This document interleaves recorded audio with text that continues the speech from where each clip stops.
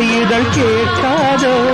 கஞ்சுமத்தை இட்டு கொள்ளப்பட்டு விரல் தொட்டு கொள்ள நித்தம் உன்னை உச்சரிக்க முத்தம் என்னும் அச்சடிக்க மெட்டு சத்தம் மெட்டு சொல்ல பாட வேண்டும் நூறு கவிதைகள் காமதேவன் ஆலயம் அது காதல் தீபம் ஆயிரம்